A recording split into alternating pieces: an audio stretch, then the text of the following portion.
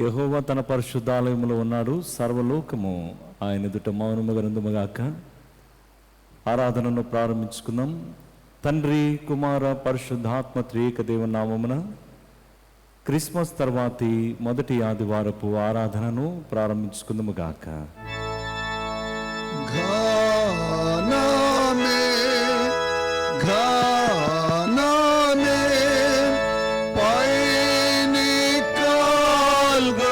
స్వామికి భూమిపై సర్వదా సమాధానముండుగా.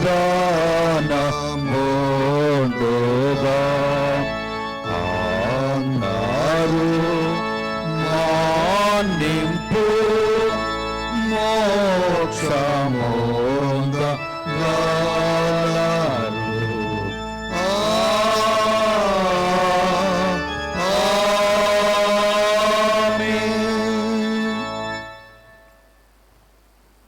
దయచేసి కూర్చోండి. దేవుని స్తుతించులాగన కీర్తన సంఖ్య 84 పాడుకుందాం.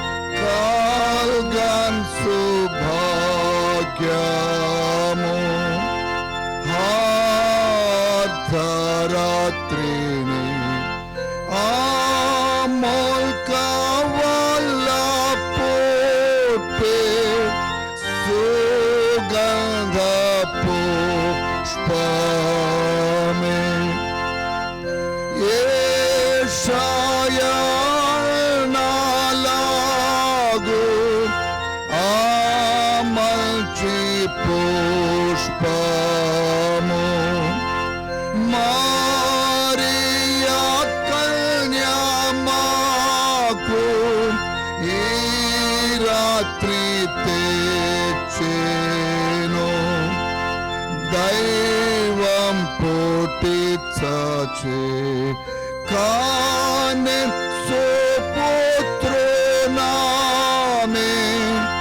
ఇదెంతో చూచామే. ఆపు చిన్నదైనా సుగంధమే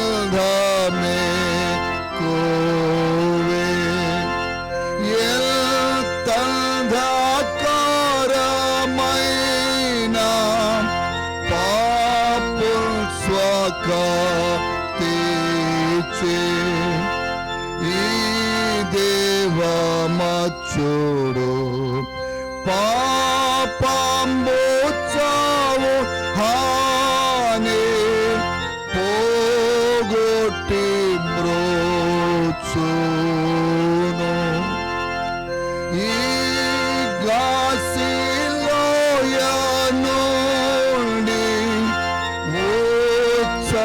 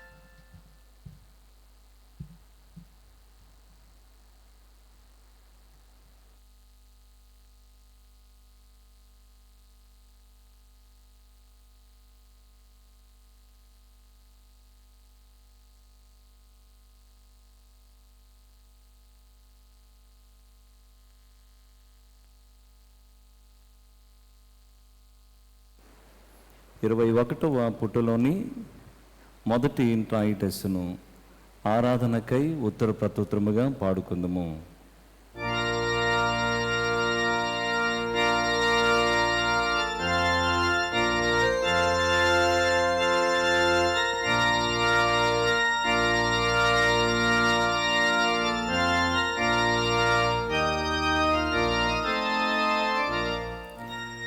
మనకు శిశువు పుట్టెను, మనకు కుమారుడను గ్రహింపబడెను.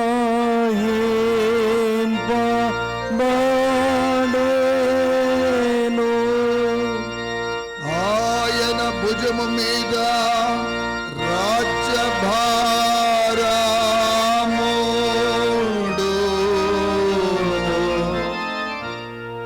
ఆశ్చర్యకరుడు, ఆలోచనకర్త, బలవంతుడగు దేవుడు, నిత్యుడగు తండ్రి, సమాధానకర్తయగు అధిపతి అని పిలువబడు.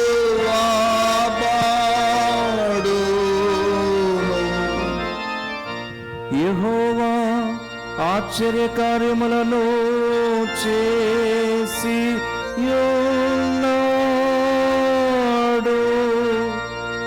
ఆయనను గూర్చి క్రొత్త కీర్తనము పాడుడి. పితృ పుత్ర పావనాత్మక మహిమ కలుగు గాక. ఆది ఎందున్నట్లు ఎప్పుడెప్పుడు యుగాయు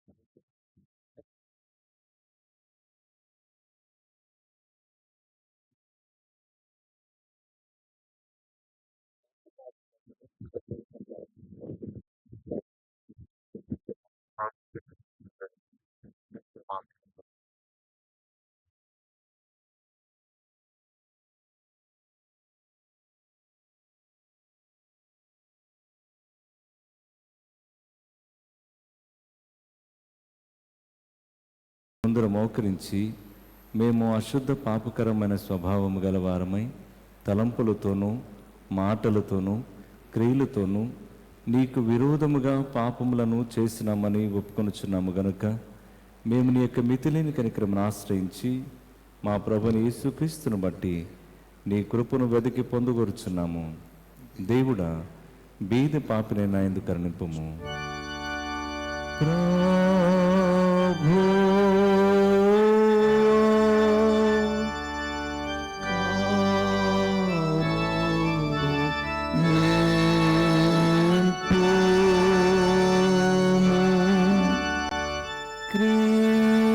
క్రీస్తు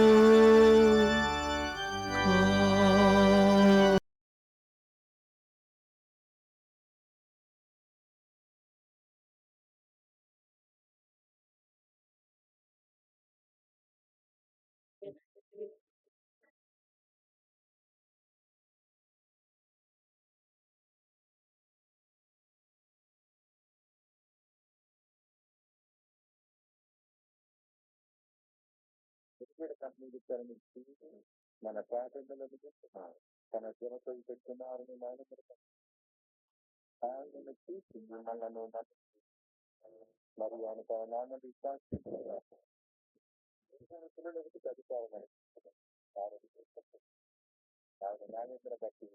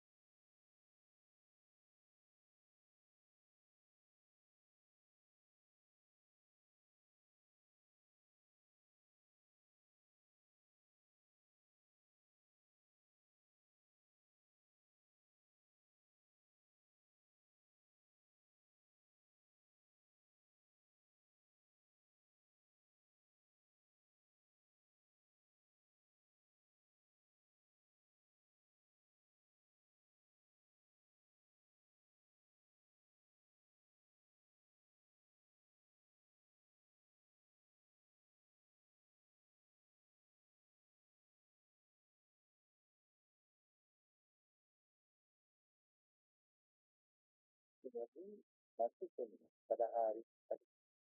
16 పెట్టిపోయినది అనుకుంటుంది.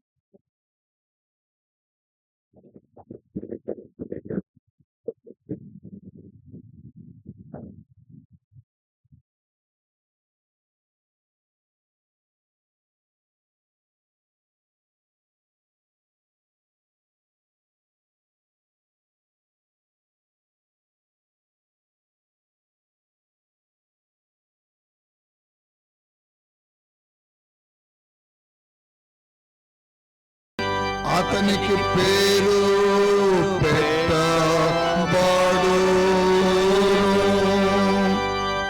ప్రార్థింతుము రండి.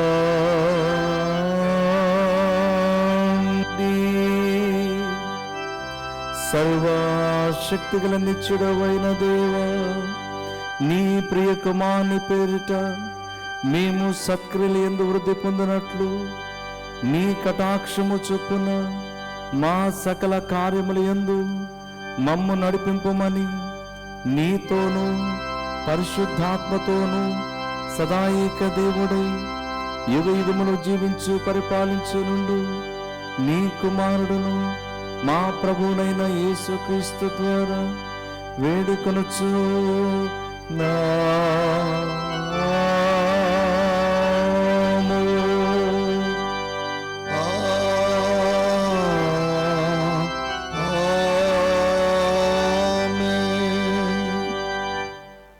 దయచేసి కూర్చోండి.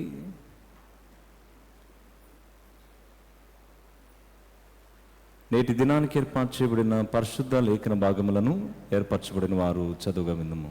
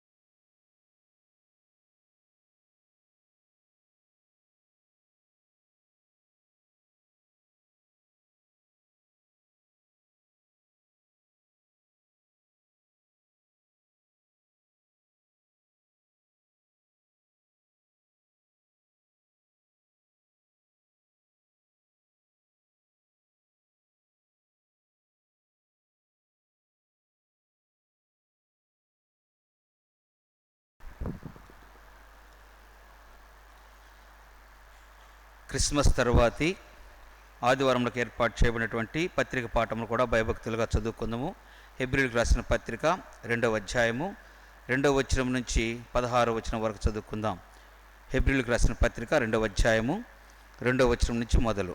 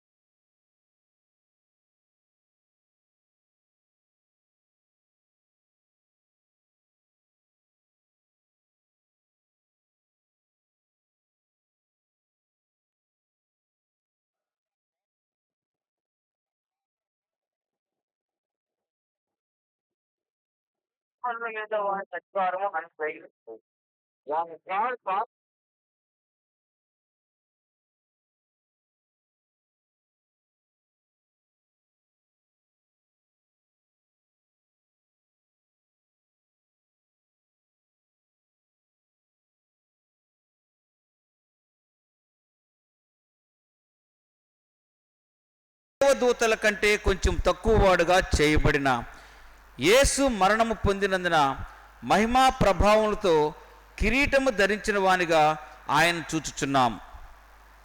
ఎవని నిమిత్తము సమస్తమును ఉన్నవో, ఎవని వలన సమస్తమును కలుగుచున్నవో ఆయన అనేకులైన కుమారులను మహిమకు తెచ్చుచుండగా వారి రక్షణకర్తను శ్రమల ద్వారా సంపూర్ణునిగా చేయుట ఆయనకు తగును. పరిశుద్ధపరచుబడు వారికి అందరికీ ఒకటే మూలము. ఈ హేతు చేతను వారి సహోదరులను పిలువబట ఆయన సిగ్గుపడక, నీ నామమును నా సహోదరులకు ప్రచురపరుతును, సమాజం మధ్య నీ కీర్తిని గానము చేతును అనెను. మరియు నేను ఆయనను నమ్ముకొని ఇందునని అనియు, ఇదిగో నేనును దేవుడు నాకు ఇచ్చిన పిల్లలను అనియు చెప్పుచున్నాడు. కాబట్టి ఆ పిల్లలు రక్తమాంసములు గలవారైనందున ఆ ప్రకారమే మరణము యొక్క బలము గలవానిని, అనగా అపవాదిని మరణము ద్వారా నశింపజేయుటకును, జీవితకాలమంతయు మరణ భయము చేత దాస్యమునకు లోబడిన వారిని విడిపించుటకును ఆయన కూడా రక్తమాంసములలో పాలివాడాయను. ఏలైనగా ఆయన ఎంత మాత్రమును దేవదూతల స్వభావమును ధరించుకొనక అబ్రహాము సంతాన స్వభావమును ధరించుకొని ఉన్నాడు. ఇంతటితో పత్రిక పాఠమును ముగియబడుచును. ప్రభువా నీకు స్తోత్రము. నీ వాక్యము నా పాదములకు దీపమై ఉన్నది.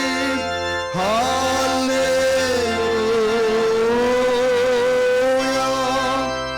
అది నా మార్గములకు వెలుగై ఉన్నది. హల్లెలూయా. హల్లెలూయా. హల్లెలూయా.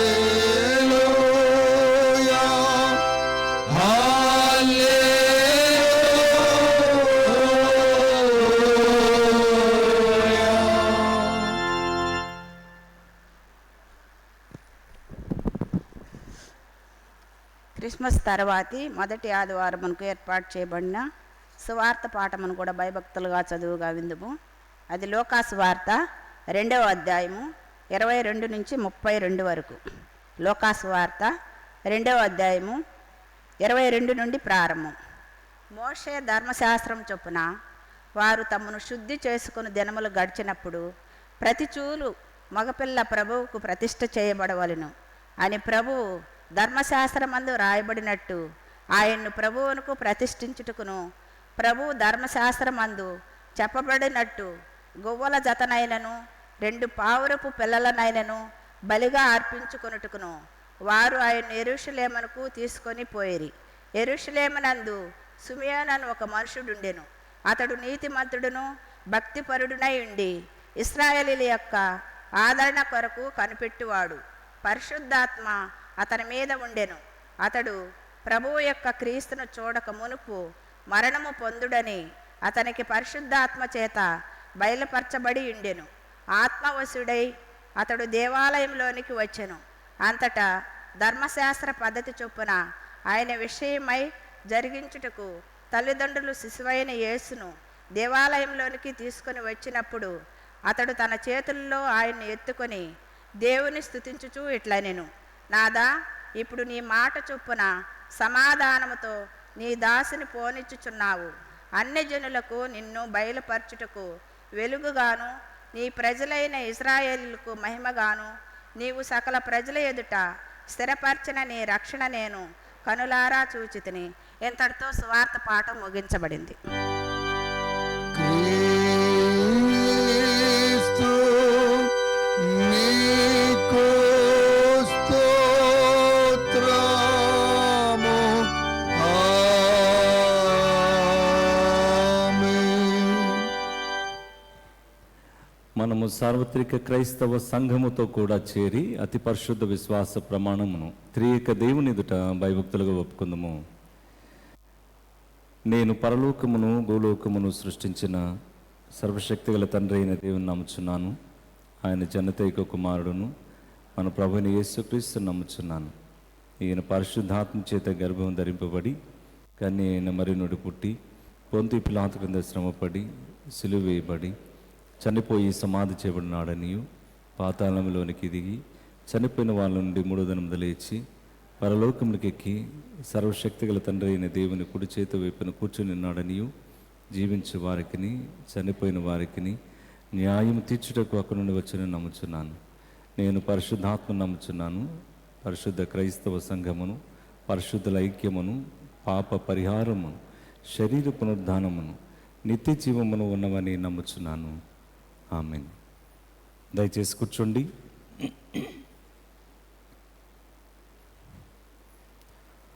ఉపకారమును ధర్మమును చే మరొకటి అట్టి యాగములు దేవునికి ఇష్టములైనవి. సంతోషము తెచ్చు వారిని దేవుడు ఎంతగానో ప్రేమించును. కీర్తన సంఖ్య 69 పాడుతుండగా యవనస్తులు ఎదురు వచ్చి కానుకలు పట్టవలసిందిగా కోరుతూ ఉన్నాను.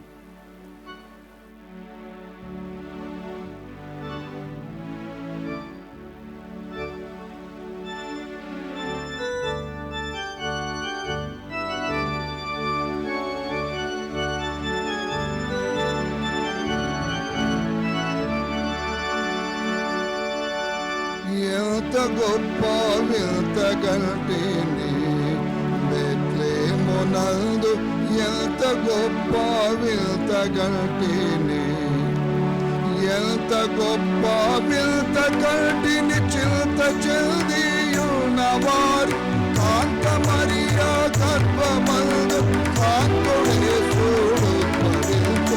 ఎంత గొప్ప వింత గంటిని బెత్లెహేమునందు, ఎంత గొప్ప వింత గంటిని వెలయుచున్నదారోమపురియందు లోకమునంత బలిమి మేలుచు కైసరాగోస్తు. చెలువుతో తన రాజ్యమందున కలిగిన స్త్రీ పురుషులాదిగా బలుతెరంగు ప్రజల సంఖ్య తెలుపమనుచు ఆజ్ఞ ఇచ్చే. ఎంత గొప్ప వింత గంటి, ఎంత గొప్ప వింత గంటి. ఆయనాజ్ఞ ప్రచుర పడగాలే క్షమపాటాన మయ్యు సంగెడు బెత్లెహేమునకు బాయక యోసేపు మరియలు పోయి చేరిరి వారి నామ దేయముల నాలెక్కయల్దు ప్రాయబడుటకును నీల. ఎంత గొప్ప వింత గంటిని బెత్లెహేమునందు, ఎంత గొప్ప వింత గంటిని. ప్రసవ దినములు నిండి మరియాకు తొలి చోలు బిడ్డను ప్రసవమయ్యను సత్రమందున. వసనములతో చుట్టి బిడ్డను నసమదయను పండబెట్టి వెసను పశువుల తొట్టి లోపల ముసుగు వేసిన గుడ్డలతో ఎంత గొప్ప వింత గంటిని. బెత్లెహేమునందు ఎంత గొప్ప వింత గంటిని. మందగాచుచు పొలములందున గొల్లవారాలు కొందరుండగా గాబ్రియేలు దూత ముందరగా నిలిచి ఆకాశమందు వారికి కనిపించక అందరూ ప్రకాశముగా చెల్లి.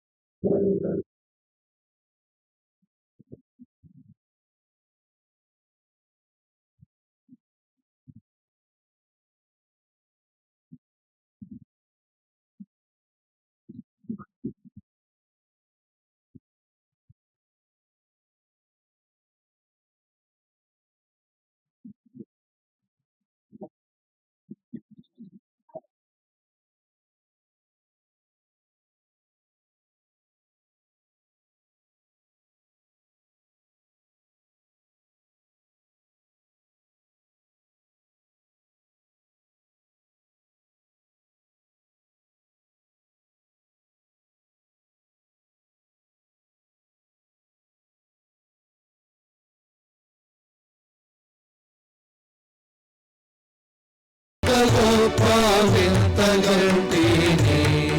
బెత్లెహేమునందు ఎంత గొప్ప వింత గంటిని. వెళ్ళి చూతము రండు రండని గొల్లవారలెల్ల నేగిరి బెత్లెహేమునకు. వెళ్ళి తొట్టిలో పండుకున్న పిల్లవాడిని గాంచి వచ్చి ఎల్లరకు ఆ సంగతులను ముల్ల మరలా ప్రచురపరచి ఎంత గొప్ప వింత గంటిని. బెత్లెహేమునందు ఎంత గొప్ప వింత గంటిని. పిల్లలారా అందరమును బెత్లెహేమునందు గొల్లవారలు పోయినట్టులా చల్లగా మనసుండగాను వెళ్ళి యేసు క్రీస్తు చూచి వల్లగా కీర్తనలు పాడి ఎల్లరము ఆనందముందుగా ఎంత గొప్ప వింత గంటిని. బెత్లెహేమునందు ఎంత గొప్ప వింత గంటిని.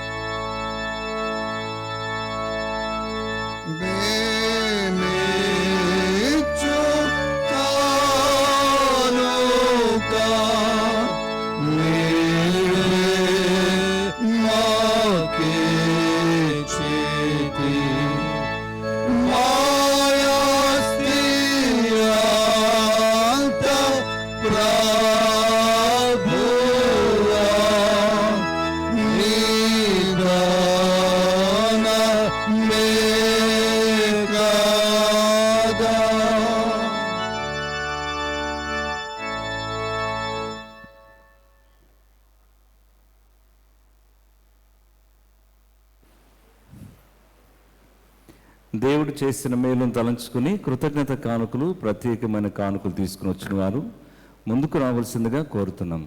కృతజ్ఞత కానుకలు తీసుకుని వచ్చిన వారు ముందుకు రండి.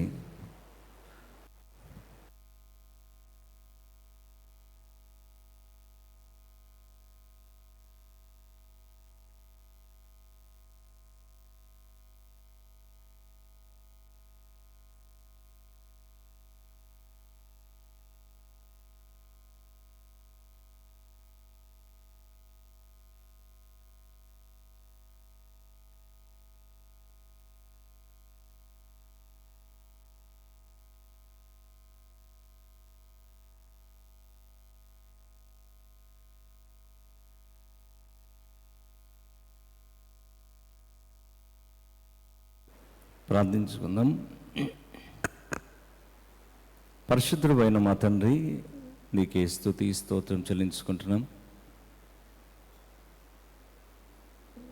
నువ్వు చేసిన ప్రతి కార్యాన్ని తలపోసుకుంటూ నీ బిడ్డల జీవితాలను ఆశీర్వాదకరంగా చేసిన విధానం బట్టి నీకు స్తుతి స్తోత్రం చెల్లించుకుంటున్నాం.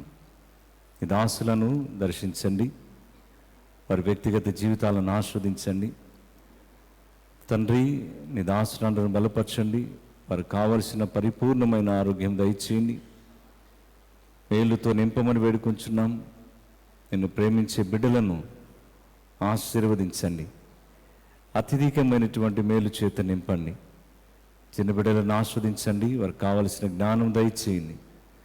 మా తండ్రి, ప్రేమించే కొలది, నీ ప్రేమను పొందుకునే కొలది నీ బిడ్డలకు కావలసినటువంటి అభివృద్ధిని దయచేయమని నీ సన్నిధిలో ప్రార్థిస్తూ ఉండగా సహాయం చేయండి. ఈ స్థలములో నిలబడిన ప్రతి ఒక్కరిని కూడా బలపరచమని, నీ రెక్కల చాటున దాచి ఉంచమని ప్రార్థన చేస్తున్నాం. మా తండ్రి, నూతన సంవత్సరంలో ప్రవేశించిన బిడ్డలను ఆస్వాదించండి. ఎంతమంది అనారోగ్యంతో బాధపడుతున్నారో వారి అనారోగ్య స్థితిని మార్చి సంతోషదాయకంగా చేయండి. నీ కృపతో నింపమని వేడుకుంటున్నాం. మా తండ్రి, నీ దయగలిగిన హస్తమును చాచి నీవే దీవించండి, సంపూర్ణమైన ఆరోగ్యమును కలిగించమని వేడుకుంటున్నాం. ఈ సమయంలో నీ బిడ్డలను బలపరచమని నీ రెక్కల చాటును దాచి ఉంచండి. యేసుక్రీస్తు ప్రభునామమును బట్టి వేడుకుంటున్నాం తండ్రి, ఆమేన్.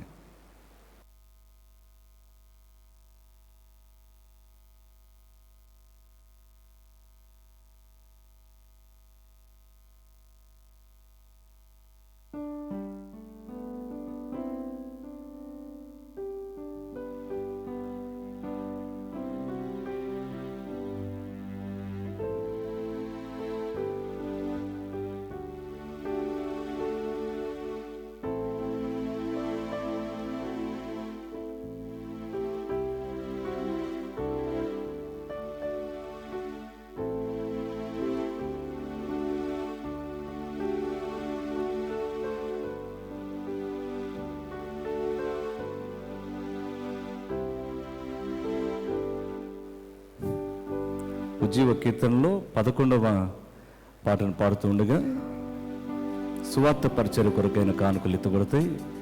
మీ ముందు పెట్టబడిన బాక్సులో వరుస క్రమంలో కానుకలు సమర్పించవలసిందిగా కోరుతున్నాం.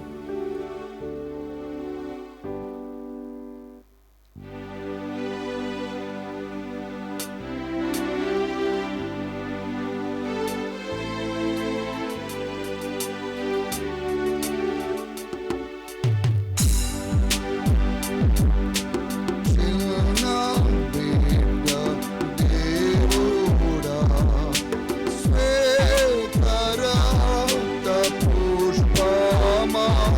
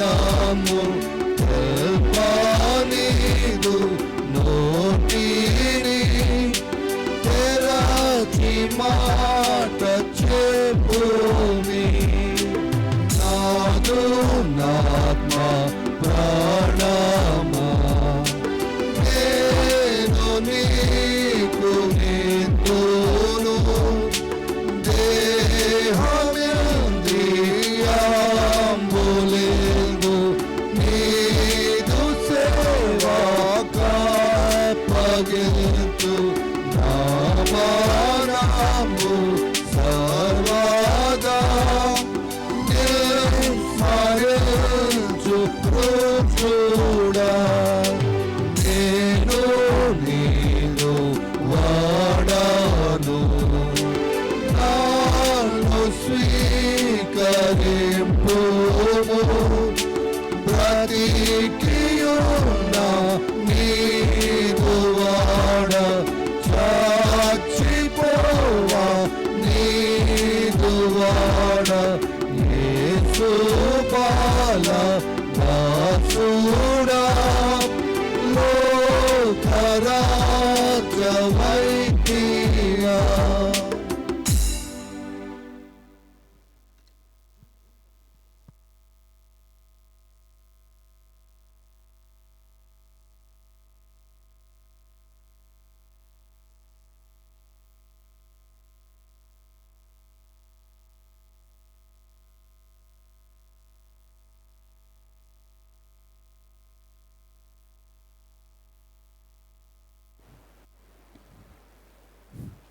సువార్త పరిచయ కొరకైన కానుకల నిమిత్తం ప్రార్థన చేసుకున్నాం. పరిశుద్ధుడా, నీకే స్తుతి వందన చెల్లించుకుంటున్నాం. ఈ వాక్య ప్రచురణలో భాగంగా ఈ బిడ్డలు ఎంతమంది అయితే ఈ బాక్స్లో ప్రత్యేకంగా అర్పణ చెల్లించారు, వారందరినీ దీవించండి, నీ దయతో నింపమని వేడుకొని ప్రార్థిస్తున్నాం. తండ్రి, నిన్ను ప్రేమిస్తున్న బిడ్డలను బలపరిచి నీ కృప చేతి నింపమని యేసుక్రీస్తు ప్రభునామమును బట్టి వేడుకొంచున్నాం తండ్రి, ఆమేన్. సంఘ ప్రకటనలు ఉన్నాయి, సెక్రటరీ గారు తెలియజేస్తారు.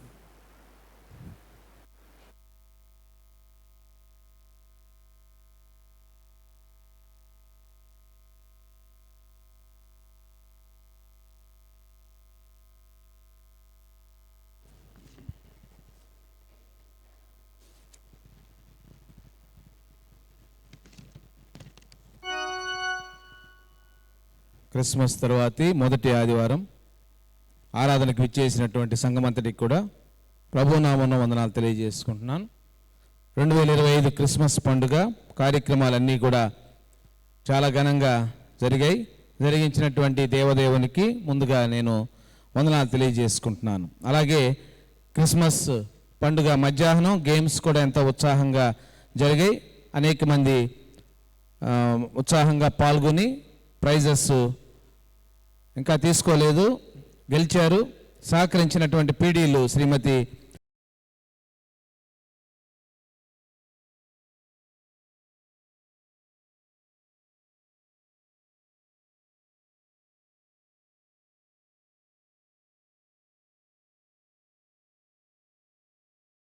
వారు అందజేస్తారు. అలాగే హగ్గై ఇండియా వారు నిర్వహించు నేషనల్ సెమినార్ జనవరి 2026 12వ తేదీ నుండి 15వ తేదీ వరకు ఉదయం నుండి సాయంత్రం వరకు మన దేవాలయంలోనే సెయింట్ జేమ్స్ చర్చ్ వాకాండందు జరుగుతుంది. బైబిల్ గురించి 3.5 రోజు చక్కగా వాక్యాలు వారు విశదీకరించి బైబిల్ జ్ఞానాన్ని పొందుకోవడానికి వారందరూ కూడా అనేక మంది ప్రసంగికులు వస్తారు. చక్కని బైబిల్ క్విజ్, బైబిల్ గేమ్స్ అన్నీ కూడా నిర్వహిస్తారు. అట్లాంటా USA వారు సర్టిఫికేట్ ప్రదానం చేస్తారు. ఉదయం మధ్యాహ్నం టీ, స్నాక్స్, మధ్యాహ్నం లంచ్, సెమినార్ మెటీరియల్ అంతా కూడా వారే ప్రొవైడ్ చేస్తారు. రిజిస్ట్రేషన్ ఫీజు 1500 రూపాయలు పాల్గొనేవారు చెల్లించాల్సి ఉంటుంది. మొత్తం 25 నుండి 35 మంది మాత్రమే అవకాశం ఉంది.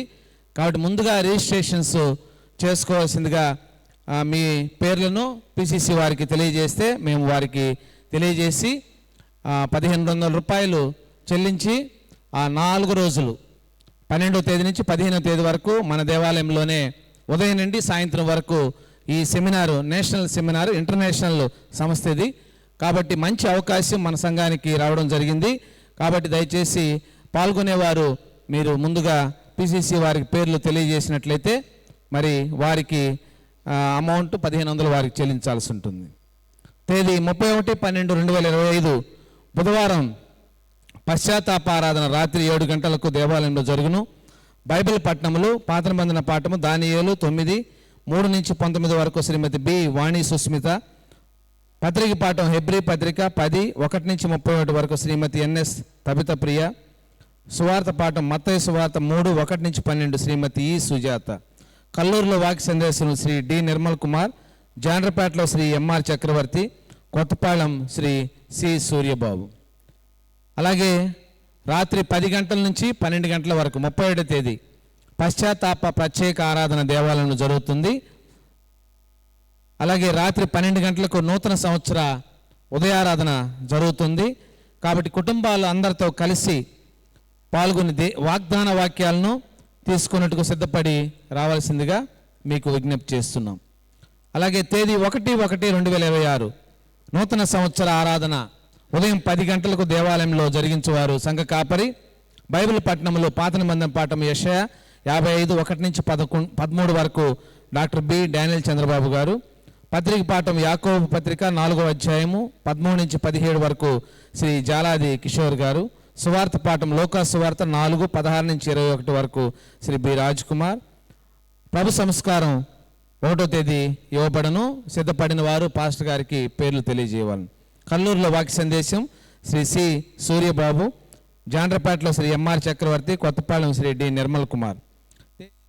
2026 శుక్రవారం రాత్రి 7 గంటలకు విజ్ఞాపన ప్రార్థన దేవాలయంలో జరుగును. బైబిల్ పట్టణం యెహోషువ 3 1 నుంచి 6 వరకు చదువువారు శ్రీమతి కె సుధారాణి. 1/1/2026 వచ్చే ఆదివారం క్రిస్మస్ తర్వాతి 2వ ఆదివారం ఉదయం 9:30 దేవాలయంలో ఆరాధన జరిగించేవారు సంఘ కాపరి. బైబిల్ పట్టణంలో పాత నిబంధన పాఠం యెషయా 42 1 నుంచి 9 వరకు డాక్టర్ ఎస్ సాల్మన్. పత్రిక పాఠం రోమా పత్రిక 3వ అధ్యాయము 19 నుంచి 22 వరకు శ్రీ గాయం భాస్కర్. సువార్త పాఠం మత్తయి సువార్త 3 1 నుంచి 12 వరకు శ్రీ కె రాజీవ్. సబ్ సెంటర్లో వాక్య సందేశం అందించేవారు కల్లూరు సంఘ కాపరి. జాండ్రపేట శ్రీ సి సూర్యబాబు. కొత్తపాళెం శ్రీ పి ప్రవీణ్.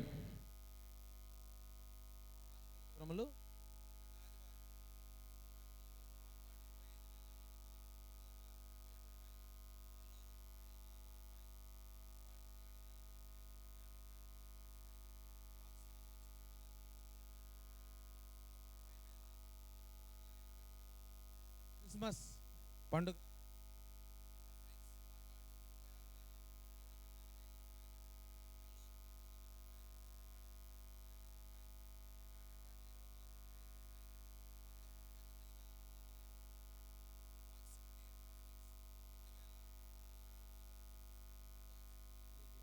ముగిసినవి.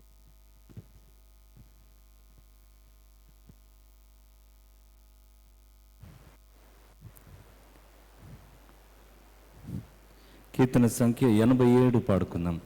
87.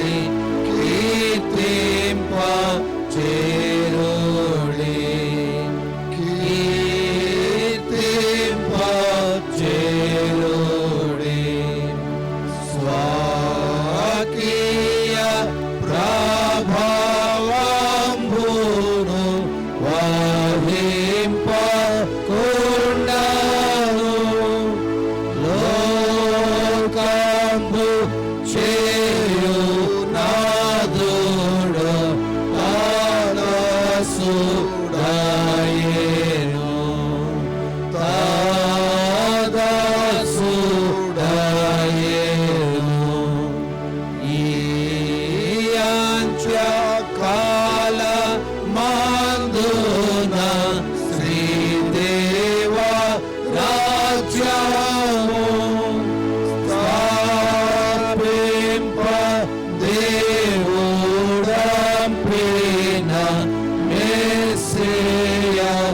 ఈతడు మెస్సియా ఈతడు నేగాత ప్రభునేత దాసుడే ఆయా హాయింత కంటే హెచ్చుగా ప్రేమింప కూడునా ప్రేమింప కూడునా ఆపార దైసు తల్పును ఈ ప్రొద్దు తెరచేము కేరుబు కావలుగేను దేవున్ స్తుతింపుడు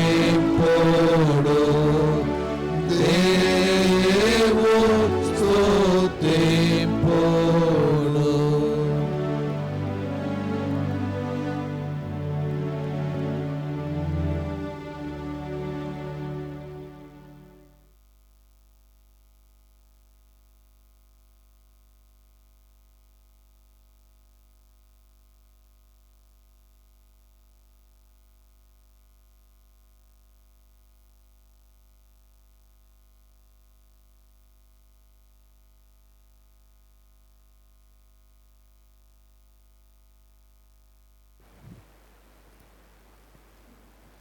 మన తండ్రి అయిన దేవుని నుండి ప్రభువైన యేసుక్రీస్తు నుండి కృపయు సమాధానము మీకు కలుగునుగాక. ఆమేన్. లూకా సువార్త 2వ అధ్యాయము. లూకా సువార్త 2వ అధ్యాయము 29 నుంచి 32వ వచనం వరకు భాగాన్ని చదువుకుందాం. నాథ, ఇప్పుడు నీ మాట చొప్పున సమాధానముతో నీ దాసును పోనిచ్చుచున్నావు. అన్యజనులకు నిన్ను బయలుపరచుటకు వెలుగుగాను, నీ ప్రజలైన ఇశ్రాయేలు నాకు మహిమగాను, నీవు సకల ప్రజల ఎదుట సిద్ధపరచిన నీ రక్షణ నేను కన్నులారా చూచి తిని. ప్రార్థన చేసుకుందాం. పరిశుద్ధుడైన తండ్రి, మహోన్నతుడా, నీకే స్తుతి స్తోత్రం చెల్లించుకుంటున్నాం. ఈ క్రిస్మస్ సీజన్లో మేమందరం కూడా సంతోషించడానికి నీవు ఇచ్చిన సమయాన్ని బట్టి వందనాలు.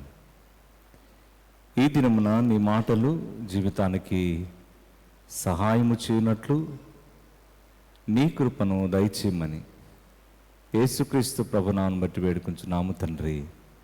ఆమేన్. దయచేసి కూర్చోండి.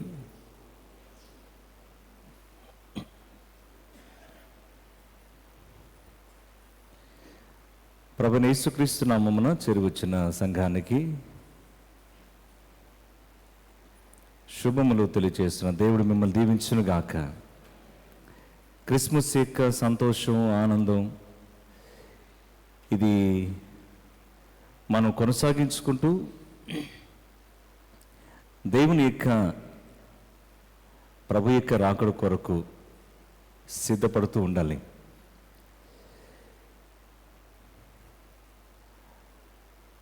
దేవుని కోసం ఎదురు చూసేటప్పుడు అది ఏ వయసు అయినా ఆ సిద్ధపాటులోనే ఉండాలనేది ఈరోజు మనం చూస్తున్న ఈ పాఠంలో కనిపిస్తున్న ఒక గొప్ప సత్యం. మెస్సయ్య యొక్క రాకడ, మెస్సయ్య ఎందుకు వచ్చాడు, ఈ మెస్సయ్య ఎవరు అని ఆలోచన చేస్తే, మెస్సయ్య సకల జనుల యొక్క పాపాలను పరిహరించడానికి జన్మించిన మహోన్నతుడైన దేవుడు. ఆ దైవాన్ని అనేక మంది అనుసరించాలి, ఆ దైవ మార్గంలో అనేక మంది నడవాలి, ఆ దైవికమైన ప్రేమను అందరూ సంపాదించుకోవాలి. అందరికీ ప్రభువు కాబట్టి అందరిలో ఆయన వసించాలని ఆశపడుతున్నాడు. ఈ లూకాసు వార్త 2వ అధ్యాయంలో సిమియోను అను ఒక మనుషుడు యెరూషలేములో ఉన్నట్లు మెస్సీయ యొక్క రాకడ కొరకు చాలామంది ఎదురు చూస్తున్నారు. వారు శ్రమల్లో ఉండి ఎదురు చూస్తున్న వ్యక్తులు. కానీ సిమియోను వృద్ధాప్య దశలో సైతం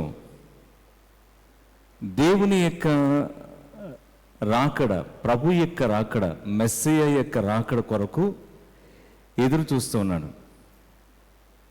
ఈ సిమియోనులో ఉన్నటువంటి కొన్ని గొప్ప లక్షణాలు ఈరోజు మన జీవితానికి వాటిని అప్లై చేసుకోవడానికి ప్రయత్నం చేస్తే మనం కూడా భవిష్యత్తులో ఆయన 2వ రాకడ కొరకు ఎదురు చూడగలం.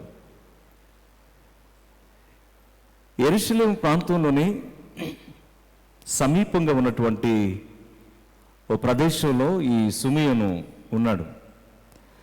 అతను గూర్చినటువంటి లక్షణాలు ప్రత్యక్షంగా మనకు చెప్పబడుతున్నాయి. అతడు నీతిమంతుడు అని. నీతిమంతుడు అనగానే వెంటనే గుర్తొచ్చే విషయం అబ్రాము విశ్వాసము వలన నీతిమంతుడిగా మార్చబడ్డాడు. నీతి ఒకరిని ఏ విధంగా రక్షిస్తుంది, ఒకరిని ఏ విధంగా సిద్ధపాటు కలిగించి రక్షిస్తుంది అనే విషయాలు ఇక్కడ చూస్తాం. నీతిమంతుడు లేడు, ఒక్కడును లేడు. అందరూ పాపము చేసి దేవుడు అనుగ్రహించే మహిమను పొందలేకపోతున్న దినాలలో ఆ ప్రజలు నివసిస్తూ ఉంటే, అలాంటి సమయంలో ఈ సిమియోను మెస్సీయ యొక్క రాకడ కొరకు ఎదురు చూశాడు. తన వ్యక్తిత్వాన్ని కాపాడుకున్న వ్యక్తి మెస్సియాను గూర్చినటువంటి రక్షణ కార్యమును గురించి కూడా ముందుగానే గ్రహించాడు.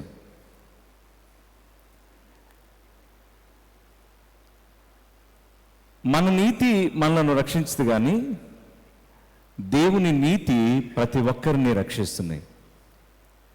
మన నీతి అంటే స్వనీతి అవుతుంది, కానీ మనది కానిది ఒకటి ఉంది, అది దేవుని నీతి.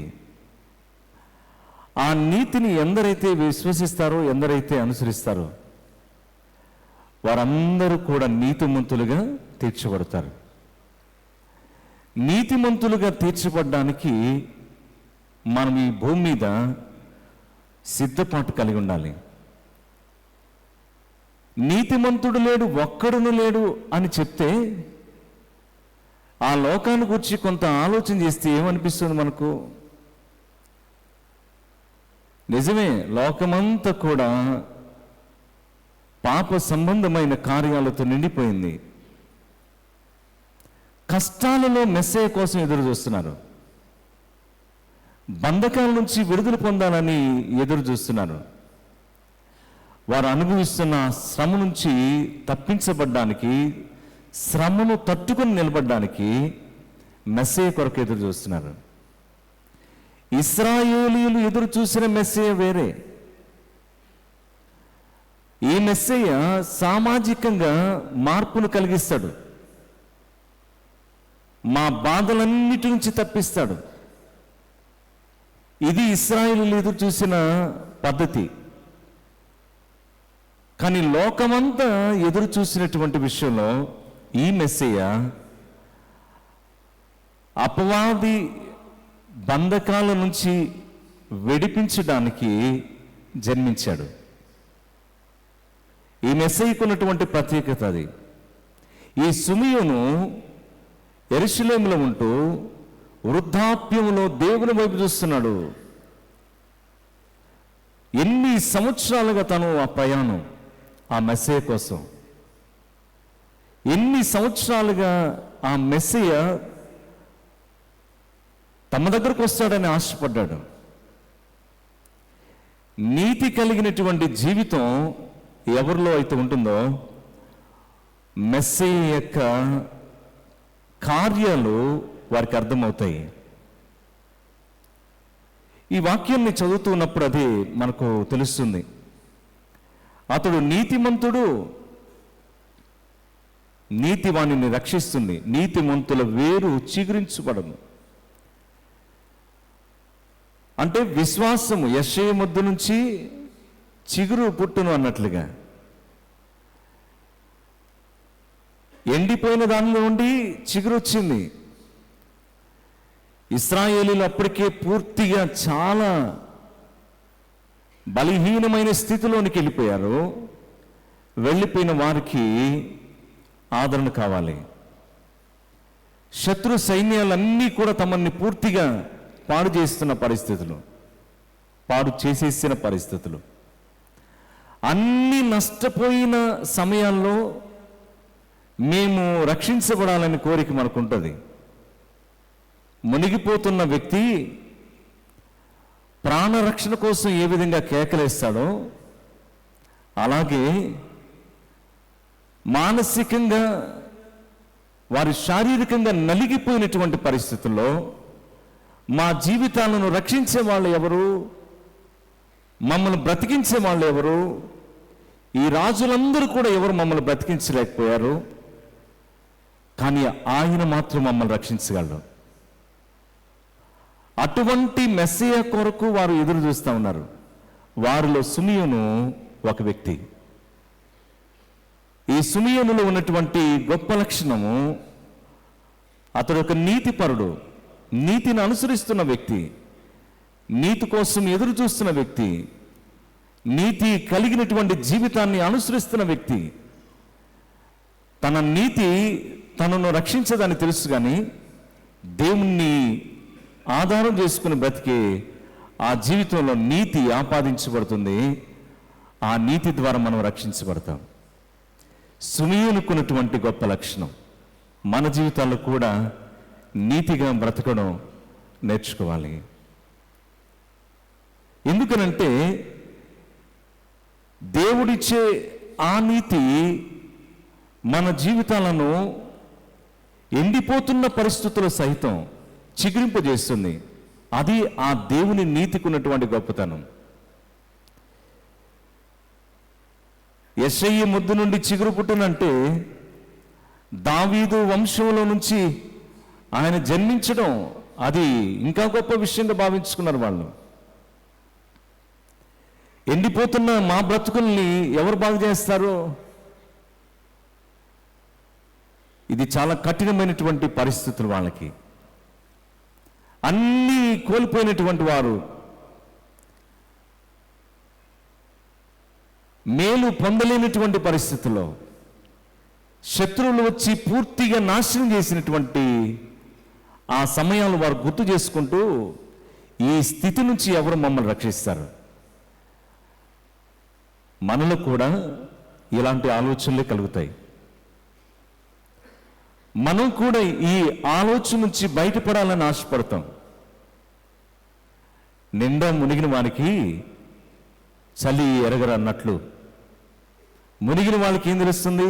మునిగిపోయిన తర్వాత ఇంకా మునగాలని కోరుకుంటారు, ఎట్లా పోతున్నాం కాబట్టి అని. అలాంటి పరిస్థితే వారు అనుభవిస్తున్నారు. కానీ నిజమైన దానికోసం ఎదురు చూడటం లేదు. మమ్మల్ని సామాజికంగా బాగు చేస్తే చాలు, ఇంకేం అవసరం లేదు అంటే అర్థం ఏంటంటే, మమ్మల్ని ఈ ఫైనాన్షియల్ పరిస్థితి నుంచి పైకి లేవనెత్తితే చాలు, మాకు ఈ కష్టం నుంచి తప్పిస్తే చాలు, మాకు రోజుకి తిండి జరిగిపోతే చాలు, రోజు మాకు కావలసినటువంటి సమృద్ధి ఉంటే చాలు. ఆత్మరక్షణకు వచ్చినటువంటి ఆలోచన లేకపోవడం వల్ల వారు భౌతిక విషయాల మీదే ఆధారపడి మెస్సయ్య కోసం ఎదురు చూస్తున్నారు. కానీ ఈ సిమియోను అలాంటి వ్యక్తి కాదు. ఈ సిమియోనులో ఉన్నటువంటి లక్షణం దేవుని నీతిని పొందుకోవాలని, అందుకనే ఒక సాక్ష్యం ఇచ్చాడు లూకా భక్తుడు, అతడు ఒక నీతిమంతుడు అని. నీతిపరుడు, దేవునిని ఆధారం చేసుకుని బ్రతికే వారందరూ కూడా నీతిమంతులే. దేవుడు లేకుండా భౌతికమైనటువంటి పరిస్థితుల కొరకే అని అనుకుంటే అది స్వనీతి అవుతుంది. స్వనీతి పరులుగా జీవించడం కాదు, దేవుని కోసం బ్రతికే అలవాటు కావాలి. భౌతికమైనటువంటి సహాయం పొందుకుని తృప్తి పొందడం అది దేవుని మీద ఆధారపడడం కాదు. నువ్వు కష్టపడితే సంపాదించగలవు, ఒకరోజు కూలి, ఒకరోజు సంపాదన, అది కాదు, అది దేహానికి సరిపోతుంది. కానీ ఆత్మ విషయంలో ఆలోచన చేయాలి. సిమియోను అదే ఆలోచన చేస్తున్నాడు. అందుకని దేవునిని ఆధారం చేసుకున్న వారు మెస్సియా కొరకు ఎదురు చూస్తారు. ఆయనను ఆధారం చేసుకున్న వారు దిగులు చెందరు.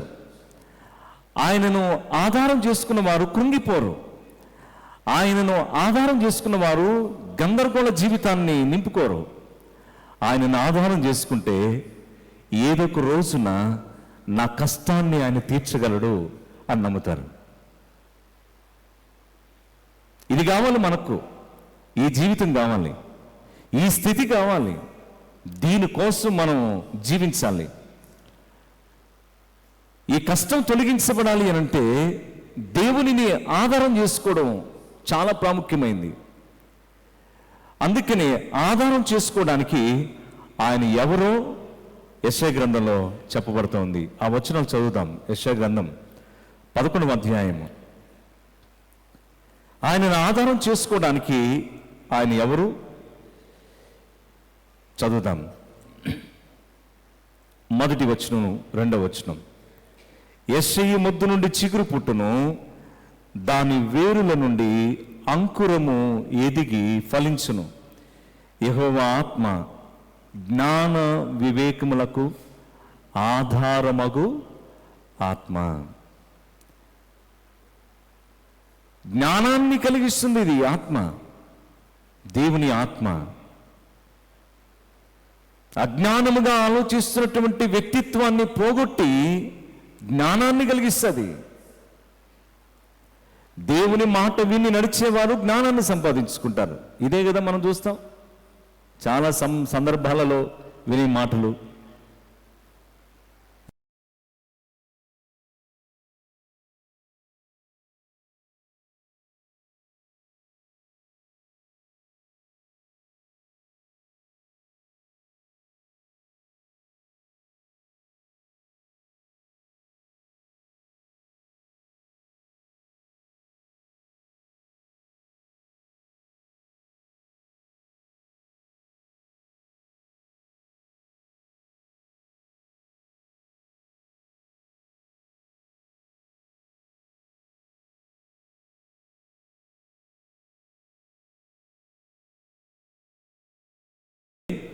ఒక సమస్య మన మనసులోనికి వెళ్ళిన తర్వాత, మన ఆలోచనలోకి వచ్చిన తర్వాత పదే పదే దానిని గురించి ఎక్కువగా చింతించడాన్ని బట్టి మానసికమైన క్షోభ, మానసికమైన సమస్య,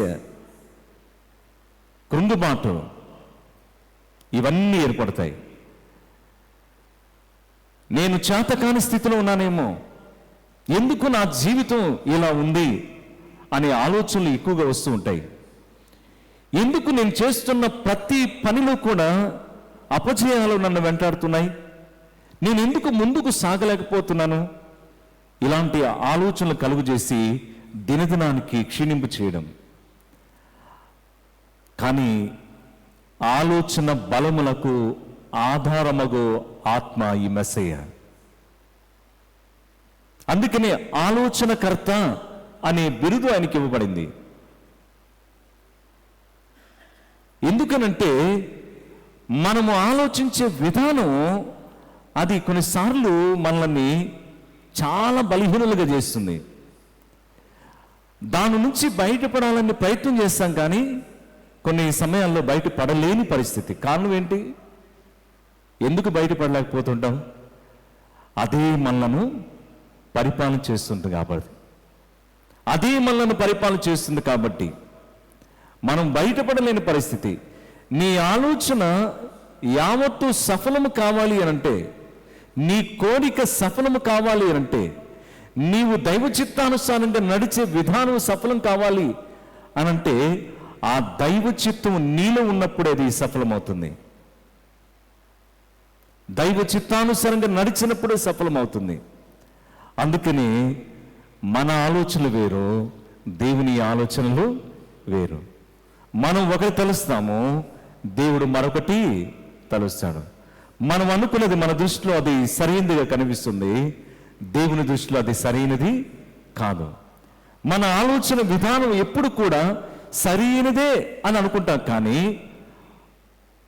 అది ఎప్పుడు కూడా వ్యతిరేకమైనటువంటి దిశలోనికి తీసుకెళ్తుంది. అందుకని ఆలోచనలకు ఆధారమగు ఆత్మ అయిన మెస్సియాను అనుసరించాలి. ఆయనకి అనుమతినివ్వాలి. మనం ఆయనకి ఇవ్వం. ఆయనకి అనుమతిని ఇవ్వకపోవడాన్ని బట్టి నీ ఆలోచన స్థితి పరిధి అక్కడితోనే ఆగిపోతుంది. సిమియోను జీవితాన్ని చూస్తున్నప్పుడు ఆయన నీతిమంతుడు అని అంటే, ఆ నీతిని దయచేసినటువంటి దైవాన్ని గుర్చిన జ్ఞానం తెలుసుకున్నటువంటి వ్యక్తి, ఆ మెస్సియాను గురించి తన మనస్సులో తన ఆలోచనలో నింపుకున్నటువంటి వ్యక్తి, ఆ మెస్సియ చేయబోయే కార్యాలను గురించి తెలుసుకున్నటువంటి వ్యక్తి. ఎంత గొప్ప నిరీక్షణ ఇది మనలో ఉండాలి. ప్రతిదానికి మనము కృంగిపోవడమే, ప్రతిదానికి మనము కన్నీరు కార్చడమే, ప్రతి విషయంలో మనము బాధపడడమే. దేవుని చిత్తానికి అప్పగిస్తే దేవుడు చేస్తాడు అనే ఆలోచన మనకుంటే ఆయన తప్పకుండా మన జీవితంలో అలాంటి కార్యాలు చేస్తాడు.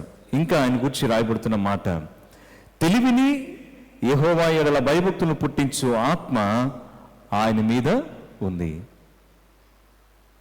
దేవుని పట్ల భయభక్తులు కలిగి ఉండడానికి ఆయన మీద నిలిచినటువంటి ఆత్మ అది సామాన్యమైనది కాదు, అది జీవితాన్ని నడిపించేది.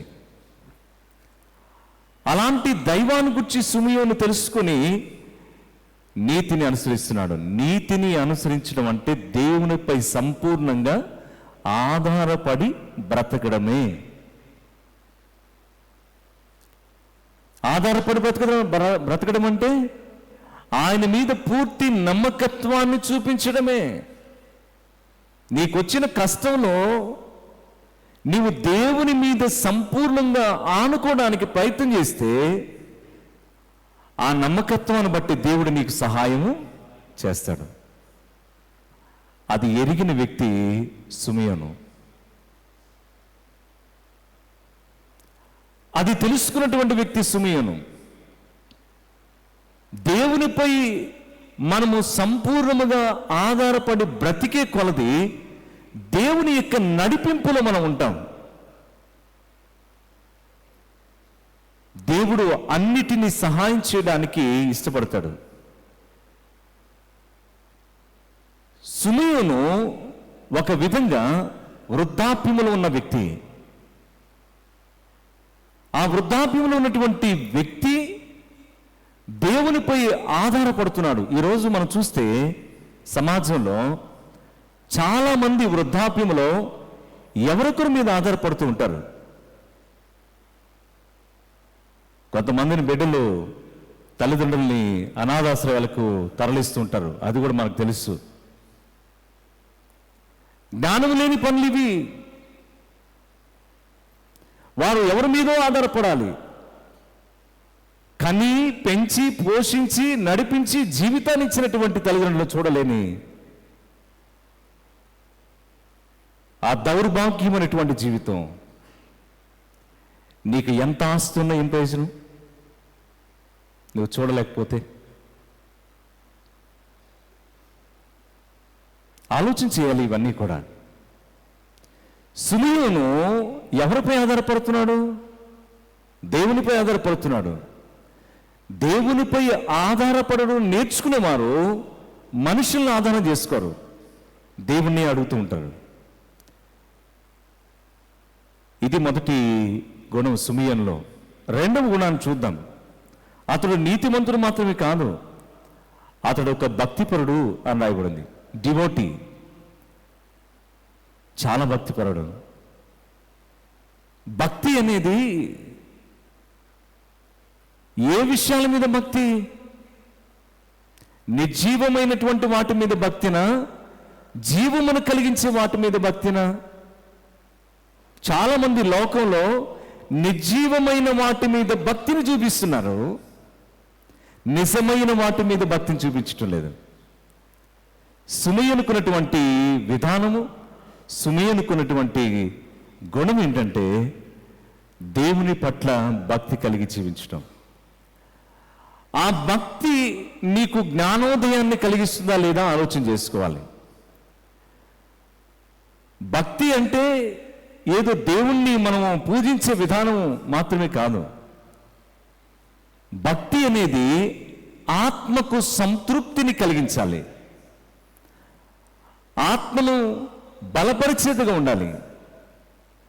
ఒక విధంగా ఆత్మీయ జీవితానికి సహాయపడే భక్తి ఎవరిలో అయితే ఉంటుందో వారు తప్పకుండా వర్ధిల్లుతారు. ఈ భక్తి విధానం కావాలి. కొన్ని నిమిషాలు చేసే భక్తి కాదు. ఈ అంతరంగంలో ఎప్పుడు కూడా ఆ భక్తికి ప్రత్యేకమైన స్థానాన్ని కల్పించినప్పుడే మన జీవితాలు వర్ధిల్లుతాయి.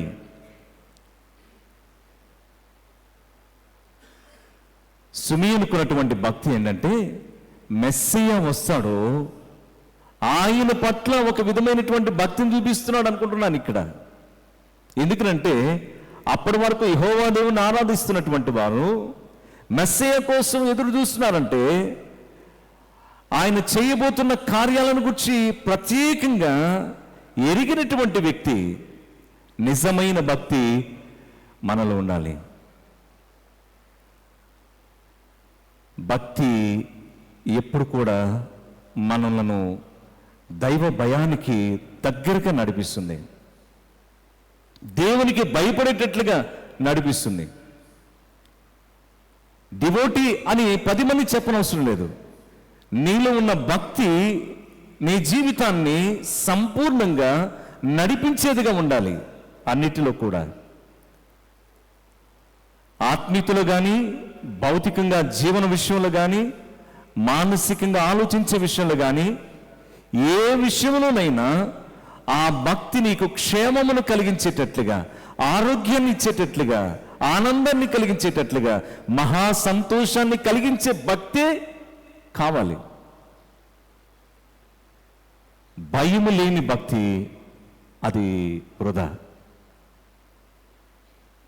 భక్తితో పాటుగా భయం ఉండాలి. భయం ఉంది కాబట్టి భక్తి కలిగినటువంటి వ్యక్తి అని ముద్ర వేయబడింది సిమియోనుకి. అంత మంచి వ్యక్తిగా దేవుడు చేయడానికి ఇష్టపడ్డాడు. భక్తి పరులమని చెప్పుకుంటే వచ్చేది కాదు, భక్తి అనేది చెప్పుకుంటే వచ్చేది కాదు. భక్తి అనేది నీవు అనుభవిస్తూ జీవించేదాన్ని బట్టే వస్తుంది. ఇదే కావాలి. దేవునికి ఇష్టమును కలిగించే భక్తి కావాలి. దేవుడు ఇష్టపడాలి మనలో ఉన్నటువంటి ఆ భక్తిని చూసి. సామెతల్లో ఈ విషయాలన్నీ కూడా రాయబడతాయి, భక్తిని కూర్చిన అనేక సంగతులు. అయితే ఇక్కడ సిమియోను తన్ను తాను సిద్ధపరుచుకున్నాడు ఒక భక్తిపరునిగా. భక్తి లేనటువంటి వారికి దేవుని గురించిన ఆలోచన ఎందుకు ఉండదు? భక్తి లేనటువంటి వారికి దేవుడంటే అర్థం కాదు, దేవుడంటే అర్థం కాదు. భక్తి కలిగిన వ్యక్తిలో ఎప్పుడైనా దేవుని గుణాలు చోటు చేసుకుంటాయి. దైవ గుణాలు లోపలికి వెళ్ళాలి.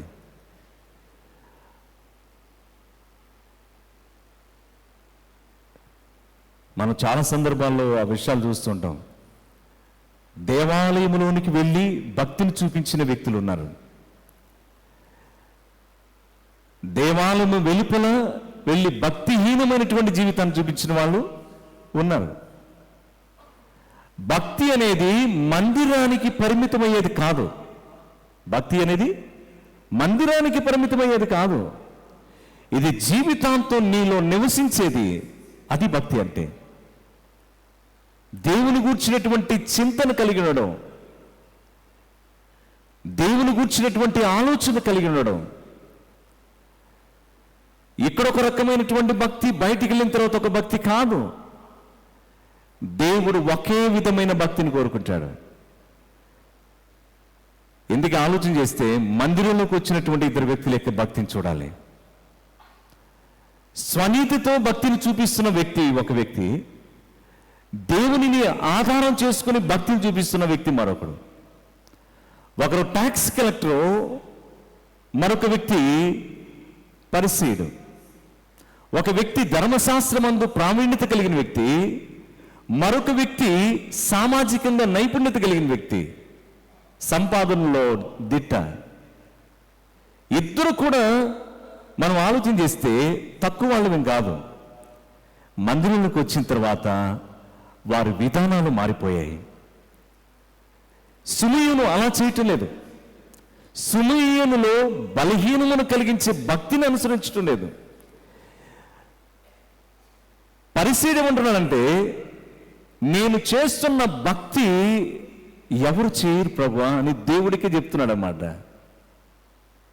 దీన్ని ఏమంటారంటే సెల్ఫ్ బూస్టింగ్ అంటారు. స్వనీతిని గూర్చి మాట్లాడేది. నీవు దేవుని మందిరంలోకి వచ్చినప్పుడు దేవుడు నీ లోపల ఉన్నటువంటి ఆ భక్తి దేవుని మీద ధ్యానం చేసేటట్లుగా ఉంటే తప్పకుండా దేవుడు నీకు సహాయం చేస్తాడు. సుమయోను వృద్ధాప్యములో సహితం దేవుని కోసం నిరీక్షణ కలిగి ఉన్నాడు అంటే దానికి కారణం నిజమైన భక్తిని చూపించాడు. ఆ పరిసయ్యుడు దేవాలయంలోకి వచ్చిన తర్వాత యేసుప్రభు చెప్పిన విషయం ఇది. దేవాలయానికి వచ్చిన తర్వాత ఏమనుకున్నాడు? దేవా, నేను వారానికి 2 సార్లు ఉపవాసాలు ఉంటున్నాను, ప్రతి దానిలో దశమ భాగాన్ని ఇస్తున్నాను, అన్నీ చేస్తున్నాను, నేను భక్తికి కొరత ఏముంది? దాన ధర్మంలో చేయడంలో గొప్ప నేను చెప్పుకుంటున్నాడు. అన్నీ ఎవరికి? దేవుని చెప్పుకుంటున్నాడు. చెయ్యొద్దని చెప్పాడు ఆయన, చేయమన్నాడు. కానీ నువ్వు చేస్తున్నప్పుడు అది దేవునికి చెప్పేసేట్లా? ఆయనకి చెప్పేస్తున్నాడు. నేను చాలా భక్తిపరుణ్ణి అన్నట్లుగా చెప్పుకుంటున్నాడు. అంటే నీతిపరుణ్ణి అన్నట్లుగా. నా భక్తి నీకేం తెలుసు ప్రభువా? నువ్వు చెప్పిన ప్రకారం మొత్తం ధర్మశాస్త్రం ప్రకారం నెరవేర్చేస్తున్నాను అన్ని. పొరుగువాడిని ప్రేమించడం లేదే, ఎట్లా నీ భక్తి సరైంది? పక్కనున్న వ్యక్తిని చూసి పాపిస్తోడా అని మాట్లాడుతున్నావు కానీ, పాపిష్టి వ్యక్తి అని మాట్లాడుతున్నావు కానీ, ఆ వ్యక్తికి సహాయం చేయాలనే ఆలోచన ఎప్పుడైనా వచ్చిందా?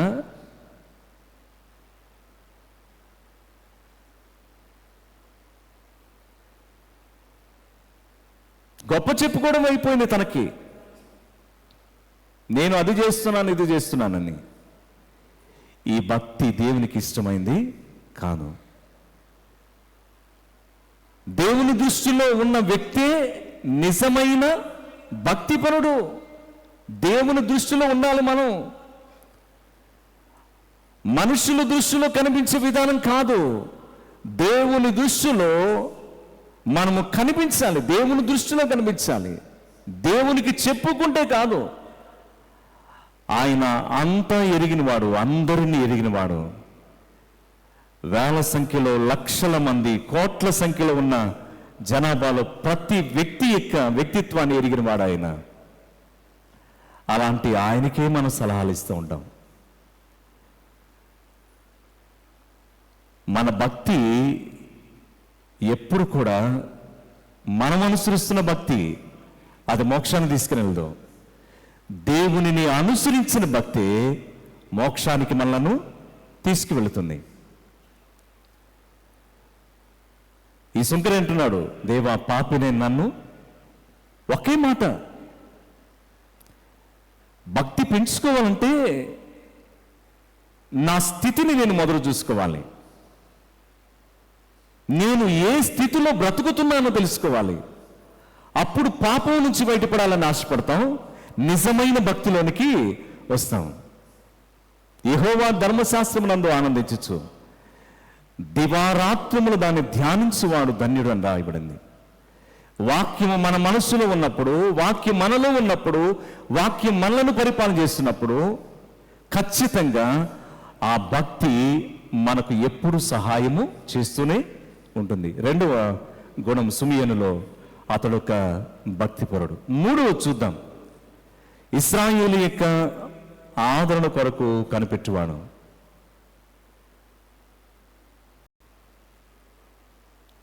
నిరీక్షణ అనే మాట ఉంది, హోప్.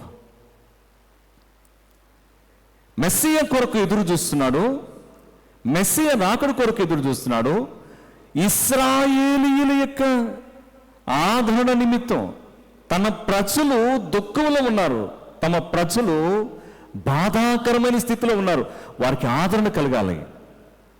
వారి కోసం, వారి నిమిత్తమై తను చేస్తున్న ప్రార్థనలు ప్రత్యేకమైనవి. నచ్చితే మనం ప్రార్థన చేస్తాం ఆ వ్యక్తుల కోసం, నచ్చకపోతే శాపాలు పెడతాం. అది మన విధానం. అవునంటారు కాదంటారు? మనకు నచ్చితేనే కదా వాళ్ళ కోసం ఎంతసేపు అని చేస్తాం, ఎన్ని రోజులని చేస్తాం. నచ్చకపోతే ఇక మన నోటి నుంచి వచ్చే మాటల విధానం వేరుగా ఉంటుంది, పద్ధతులు వేరుగా ఉంటాయి, అన్నీ మారిపోతాయి. కానీ ఇశ్రాయేలు యొక్క ప్రజల నిమిత్తము వారి ఆదరణ కొరకు ఎదురు చూస్తున్న వ్యక్తి సిమియోను. ఎన్ని సంవత్సరాలు అయిపోయిందో, ఎన్ని సంవత్సరాలు అయిపోయింది. అన్ని సంవత్సరాలు ఎదురు చూస్తున్నటువంటి వ్యక్తి, ఎదురు చూస్తున్న వ్యక్తి అంటే మెస్సియా త్వరగా రావాలి, మా ప్రజలకు ఆదరణ కలిగించాలి. ఆదరణ ఎందుకు లేదనంటే బాధలు ఎక్కువయ్యేవే కాబట్టి ఆదరణ మనకు లేదు. ఇశ్రాయేలీయుల యొక్క తిరుగుబాటును బట్టి, ఆ ప్రజలు జీవించిన జీవిత విధానమును బట్టి వారు ఆదరణను కోల్పోయారు. ఎందుకు కోల్పోయారు? వారికున్న ఆస్తిపాస్తులన్నీ కూడా కోల్పోయారు. దేవాలయము పాడిపోయింది, ప్రజల జీవన స్థితి అల్లకొల్లమైపోయింది, మొత్తం పాడైపోయింది. ఆదరణ కావాలిగా. అంత నష్టపోయిన తర్వాత మనము బాధ అనుభవిస్తాం. ఆ బాధ ఎంత నొప్పిని కలిగిస్తుందో. ఇశ్రాయేలీయుల ప్రజల నిమిత్తం వారి ఆదరణ కొరకు సిమియోను చేస్తున్న విధానాన్ని మనం ఆలోచన చేస్తే అతడు కనిపెట్టిన విధానం ప్రత్యేకమైంది. వస్తాడు మెస్సియా, మా ప్రజలకు ఆదరణ కలిగిస్తాడు.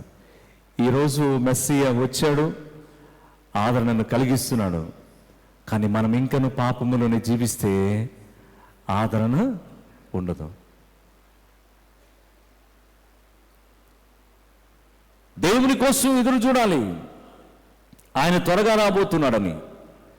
ఎదురు చూస్తున్న వ్యక్తులే నిజమైన విశ్వాసంలో నడుస్తున్న వ్యక్తులు. ఆయన ఎలా ఉంటాడో అనే సంగతి తెలుసుకున్నటువంటి సిమియోను ఎదురు చూస్తున్నాడు తన ప్రజల యొక్క ఆదరణ కోసం, కుటుంబాల యొక్క ఆదరణ కోసం, మనుషులు పడుతున్న బాధ నుంచి విముక్తిని కలిగించే విధానం కోసం. సిమియోను వృద్ధాప్యంలో ఎంత ప్రయాసపడుతున్నాడో మనం ఏం చేస్తున్నాం అనేది ఆలోచన చేసుకోవాలి. మనం ఎంతవరకు ముందుకెళ్ళగలుగుతున్నామో ఆలోచన చేసుకోవాలి. ఇది మూడవ లక్షణం. నాలుగవది 2వ అధ్యాయం, లూకాసు సువార్త 2వ అధ్యాయము 25 వచనం చివరి భాగం. పరిశుద్ధాత్మ అతని మీద ఉండెను. మెస్సియాను గూర్చిన అవగాహన ఎవరికి కలుగుతుంది అంటే ఆత్మానుభవం పొందినటువంటి వారికే. దేవుని ఆత్మ సన్నిధిని అనుభవిస్తున్న వ్యక్తి సిమియోను. ప్రజల యొక్క కష్టాలన్నీ కూడా చూస్తున్నాడు, తను కూడా ఇబ్బందే, తను కూడా శ్రమ పడుతున్నాడే. అన్ని పరిస్థితుల్లో కూడా దేవుని ఆత్మ ద్వారా ఆదరణ పొందుకుంటున్నాడు. రోమిలకు రాసిన పత్రికలోను కొరింథీయులకు రాసిన పత్రికలో ఈ ఆత్మ వారికి సంపూర్ణమైన ఆదరణ కలిగించింది. ఆత్మ లేనివాడు నావాడు కాడు అంటాడు మరొక చోట. ఎందరైతే ఆత్మను అనుసరించారో ఆత్మానుభవము కలిగినటువంటి వారిలో సంపూర్ణ శుద్ధీకరణ ఏర్పడుతుంది. దేవుని సంఘం ఈరోజు మనం ఆలోచన చేయాలి. ఈ 4 లక్షణాలు కలిగిన వ్యక్తి, పరిశుద్ధాత్మ అనుభవాన్ని కలిగిన వ్యక్తి, ఈ 4 కలిగి ఉన్నాడు కాబట్టి మెస్సియానికి వచ్చి 3 మాటలు మాట్లాడాడు. ఆ 3 మాటలు ఒకసారి చూద్దాం. 29, 32 వచనాల మధ్య ఉన్నటువంటి ఆ విషయాలను మనం చూద్దాం. నాథా, ఇప్పుడు నీ మాట చొప్పున సమాధానముతో నీ దాసును పోనిచ్చున్నావు. ఆయన ఎవరంట? అన్యజనులకు నిన్ను బయలుపరచుటకు వెలుగుగాను. యేసుక్రీస్తు ఆయన మెస్సియా. ఆయన ఎవరంట? అన్యజనులకు వెలుగు. చీకటిలో ఉన్న వారికి వెలుగు, అంధకారంలో జీవిస్తున్న వారికి వెలుగు, నశించిపోతున్న వారికి వెలుగు, పాపములో నశించిపోతున్నటువంటి ప్రజలకు ఆయన వెలుగుగా వచ్చాడు. మెస్సియాను గుర్తించిన విధానం, ఆ శిశువుని ఎత్తుకొని దేవుని స్తుతిస్తూ మాట్లాడిన మాట ఏంటంటే, అన్యజనులకు ఆయన వెలుగు. మెస్సియా వెలుగుగా ఉంటాడు. 1. 2వది, నీ ప్రజలైన ఇశ్రాయేలుకు మహిమగాను. ఆయన ఎవరు? మహిమను కలిగిస్తాడు. దేవుని యొక్క మహిమ ఇశ్రాయేలు ప్రజలకు మాత్రమే కాదు, ఆత్మీయ ఇశ్రాయేలీయులైనటువంటి అందరికీ కూడా ఆయన మహిమ అనేది కలిగింది. ఆయన మహిమ ద్వారా అనేక మంది ప్రభావితులయ్యారు. ఇది 2వది గుర్తించిన విషయం. 3వది, నీవు సకల ప్రజల ఎదుట సిద్ధపరిచిన నీ రక్షణ నేను కన్నులారా రక్షణ.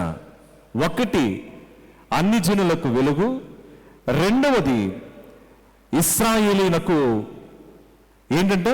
మహిమగా.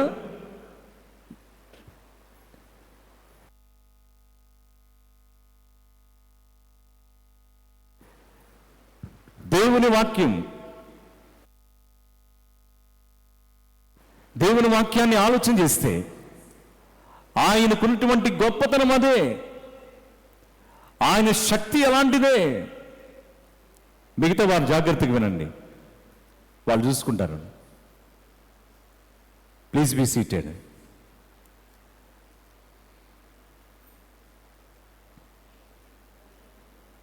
ఏం కాదు, భయపడవసరం లేదు. దేవుని యొక్క మాట, ఆయన ఇశ్రాయేలునకు మహిమగా.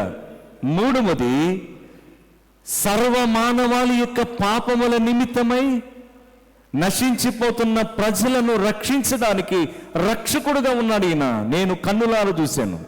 ఎంతమంది ఆయన వెలుగును అనుభవించాం, ఎంతమంది ఆయన మహిమను అనుభవించాం, ఎంతమంది ఆయన ఇచ్చినటువంటి రక్షణను మనము అనుభవించాం. ఆలోచన చేసుకున్నాం.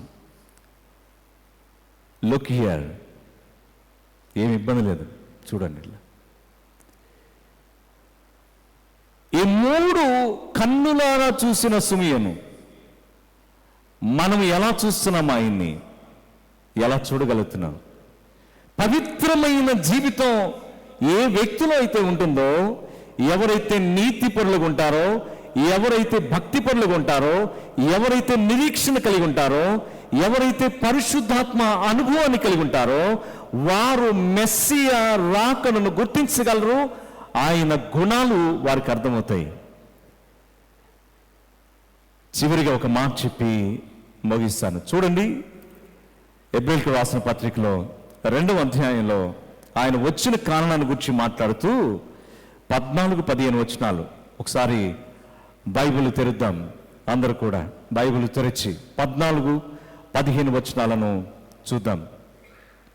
హెబ్రీయులకు రాసిన పత్రిక 2వ అధ్యాయం 14-15 వచనాలు.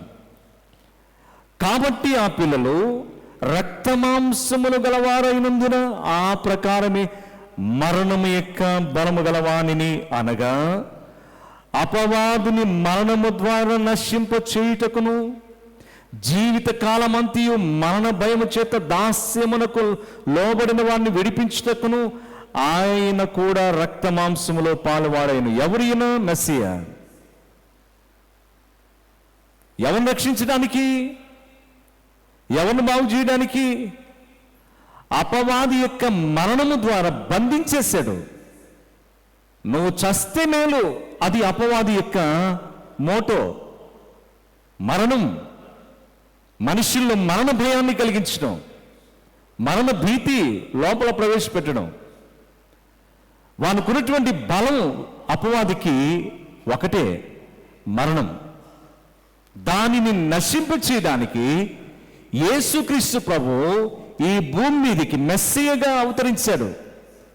ఆయన అవతరించాడు కాబట్టి అనేకులకు రక్షణ కలిగింది, అనేకులకు రక్షణ కలిగింది.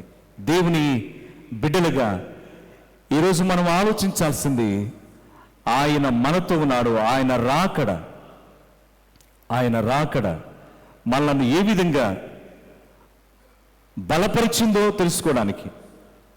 ఒక రాజ్యాన్ని స్థాపించాడు. ఆ రాజ్యంలో మనమందరము కూడా ఆయన పిల్లలమై ఉన్నామనే విషయాన్ని తెలుసుకొని అపవాది కలిగించిన మరణమనే భయాన్ని తొలగించడానికి ఆయనను విశ్వసించిన వారికి మరణ భయమంతా కూడా తొలగించబడ్డానికి మెస్సయ్యగా అవతరించాడు, పుట్టాడు. ఆయన పుట్టిన కారణం అదే. మనలందరినీ కూడా మార్గంలో, అంటే మరణ భీతిని తొలగించే మార్గంలోనికి ప్రయాణం చేయడానికి మనల్ని సిద్ధపరిచాడు ఆయన. సిమెయోను ఎదురు చూసినట్లుగా మన జీవితాల్లో కూడా ఆయన 2వ రాకడ నిమిత్తం ఎదురు చూడాలి. అలా ఎదురు చూసి గొప్ప రక్షణలో మనం కూడా భాగస్తులు కావడానికి ప్రభు సిద్ధపరచునుగాక. ఆమేన్. సమస్త జ్ఞానమును మించిన దేవుని సమాధానము క్రీస్తు యేసునందు మీ హృదయములకు తలంపులకు కావలి ఉండునుగాక. ఆమేన్.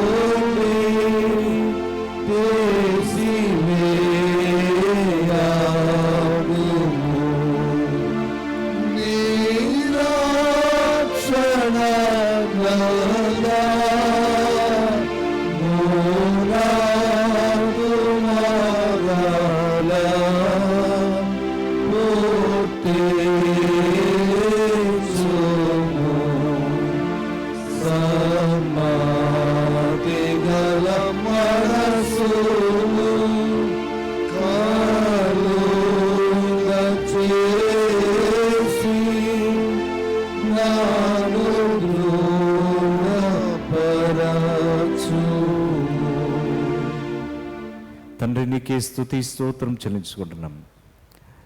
నీ రాకడ నిజమైన క్రిస్మస్ను కలిగించిందని ఆరాధించే విషయంలో నీవు వెలుగుగా అనేక జీవితాలను మార్పును కలిగించే దైవముగా ఉన్నందుకే నిన్ను స్తుతిస్తున్నాం. నీ మాటల ద్వారా ప్రతి ఒక్కరిని కూడా బలపరిచి నడిపించమని యేసుక్రీస్తు ప్రభునామమును బట్టి వేడుకుంటున్నాం తండ్రి, ఆమేన్. దయచేసి కూర్చోండి.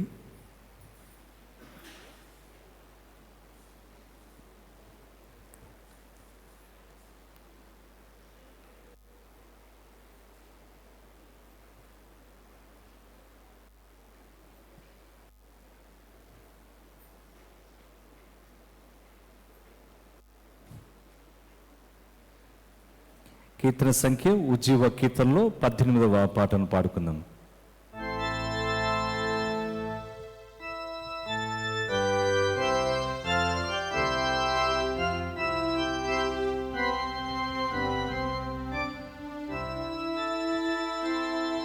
నీ తోటి ముందు నిల్తును నా జీవనాయ కొండ, నా దేహమాత్మ ఆస్తులు నీవులే ప్రాగొండ, నీ మళ్ళీ నీకు వాణిని నా యేసు ఇత్తు ప్రీతిని అంగీకరింపుమయ్యా. నేనింకా పుట్ట నాపుడే నాకై జనించితివు, నేనిరుగా నాపుడే నన్నిల్చుకొంటివేవు, నీ చేయి నన్ను చేయక పూర్వమే నీ స్వకీయుడా అయ్యుండ చూచినావు.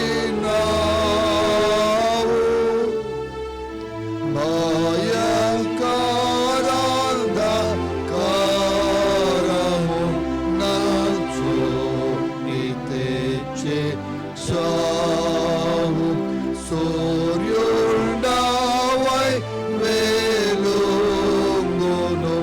జీవము తెచ్చినావు. విశ్వాస తేజము సదా నన్ను దాచేయు సూర్యుడా, నీ కాంతి ఎంత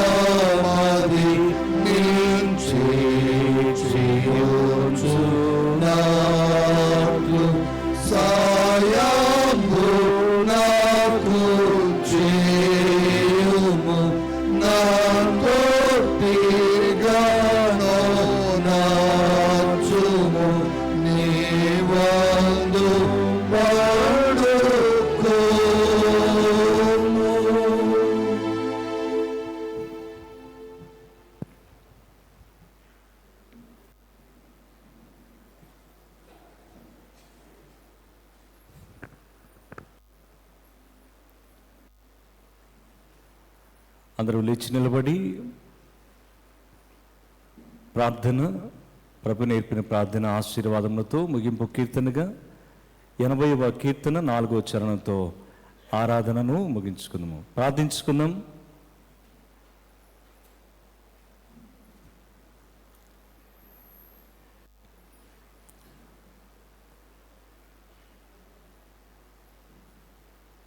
సర్వశక్తి కలిగిన మా దేవా, సర్వోన్నతుడా, నీకే స్తుతి స్తోత్రం చెల్లించుకుంటున్నాం.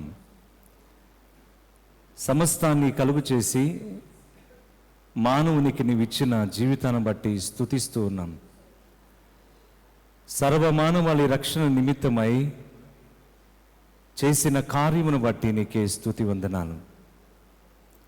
నీవిచ్చిన ఈ జీవితాన్ని బట్టి నిన్ను గణపరచడానికి భాగ్యమును ప్రసాదించిన ప్రభువా, నీకే మహిమ కలుగునట్లు ఈ సమయంలో నీ సన్నిధిలో చేరి విశ్వాసముతో ప్రార్థిస్తున్నాం.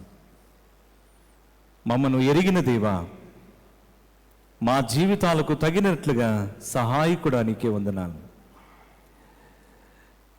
తండ్రి, నీ సంఘమును దీవించండి, నీ ప్రజలను దీవించండి, సార్వత్రిక సంఘములను దీవించండి, ప్రతి ఒక్కరిని ఆశీర్వదించండి. నీ దీవులను సంపూర్తిగా దయచేయమని ప్రార్థిస్తున్నాం.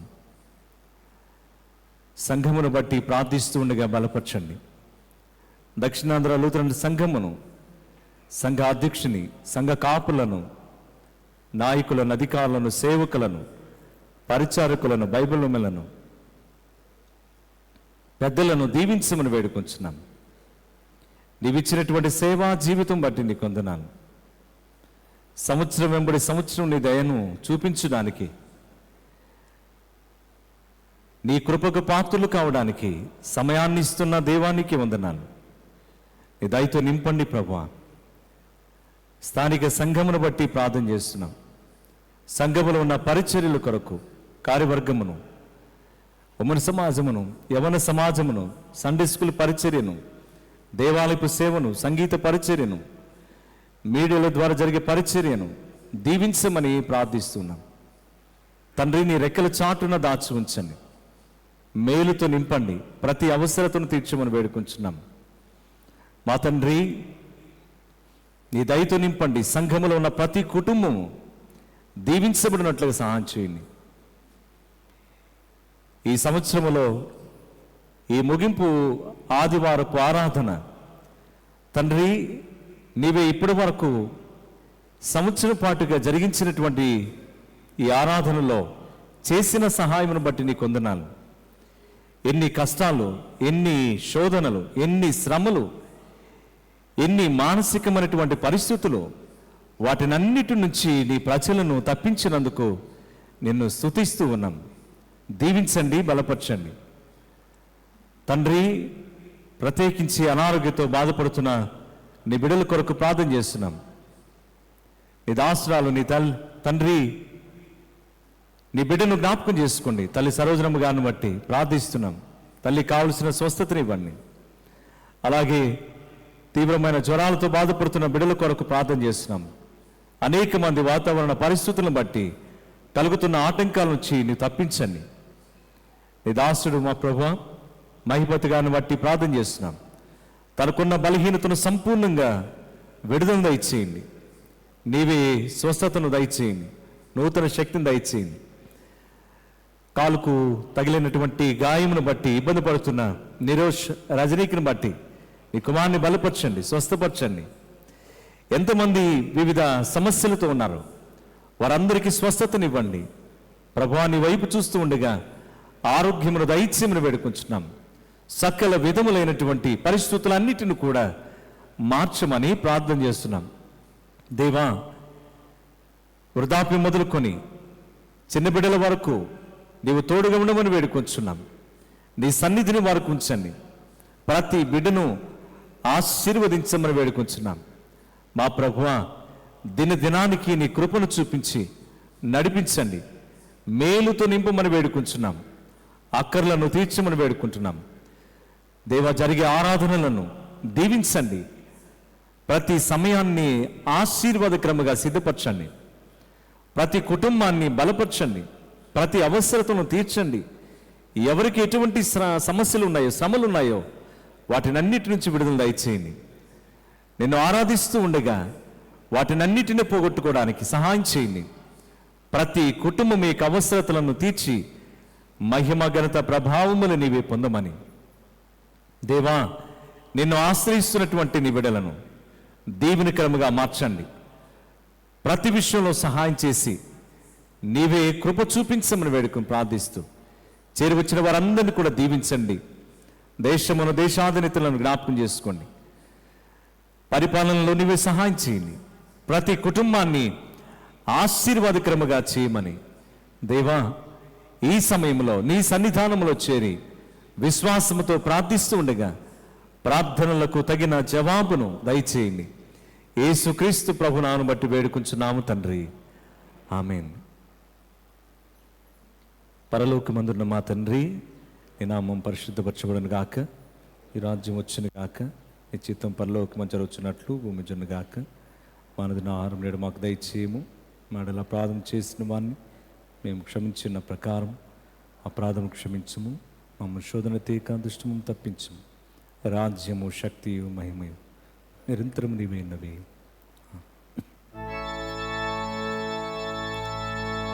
ప్రభు నిన్ను ఆశీర్వదించి నిన్ను కాపాడును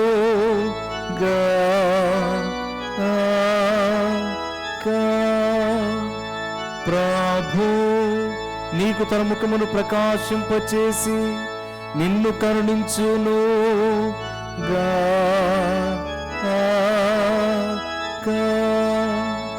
ప్రభు నీ తట్టుకు తన ముఖమునెత్తి నీకు సమాధానము కలుగు చేయును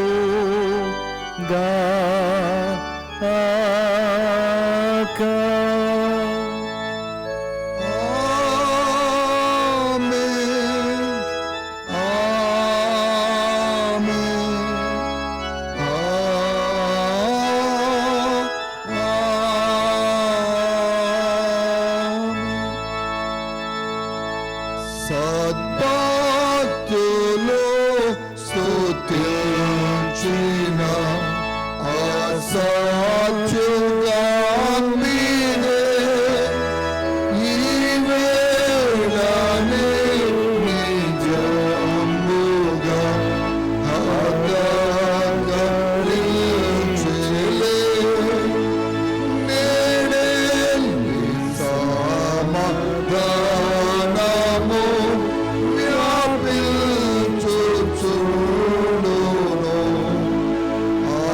ఆదివ్యగాన శబ్దము ఘోషించు నిందును.